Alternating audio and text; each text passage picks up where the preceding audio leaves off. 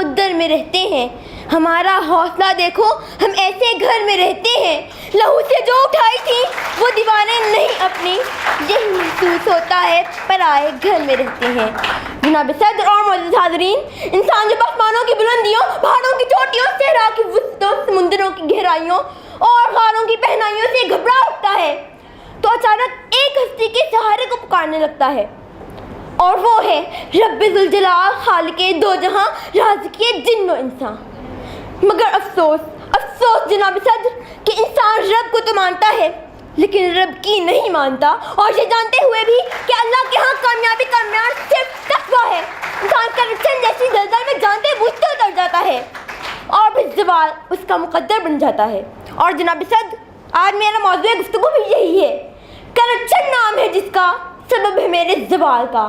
حاضرین کرام, میں اس قوم کا نمائندہ ہوں جس کا دعویٰ ہے دشت تو دشت دریا بھی نہ چھوڑے ہم نے, بحر ظلمات میں دوڑا دیے گھوڑے ہم نے. جناب صدر میرے بزرگ دین کے علمبردار بن کر اٹھے, ان کی نگاہیں جدھر اٹھی کا نام سخر ہوتی چلی گئی. سمندروں کی گہرائیاں ان کے لیے چٹیل میدان بن گئی, صحرا کی وسعتیں ان کے سامنے ہاتھ بھر کا فاصلہ بن گئی. لیکن جناب صدر چشم فلک کو وہ وقت بھی دیکھنا پڑا کہ گما دی ہم نے اسلاف سے جو میراث پائی تھی, ثریا سے زمین پر آسمان نے ہم کو دے مارا.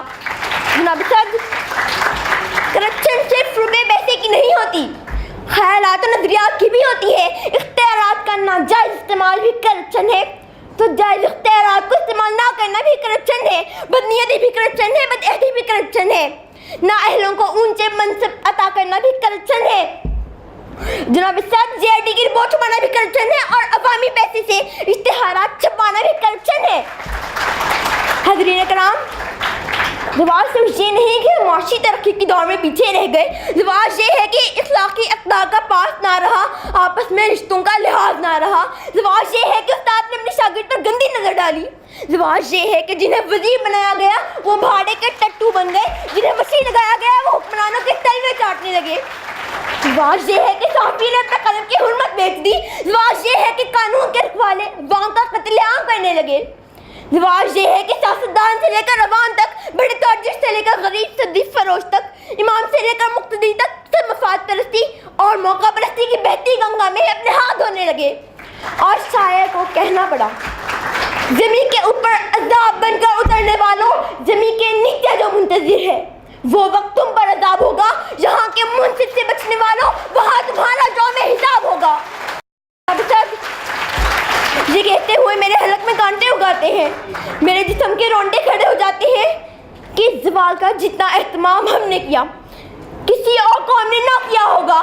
ہم نے دین کو چھوڑا اور پستیوں میں گرتے چلے گئے, انصاف کو چھوڑا اور منہ کے بل جا گرے. جناب صاحب کفر کا انجام چل سکتا ہے, ظلم کا نہیں.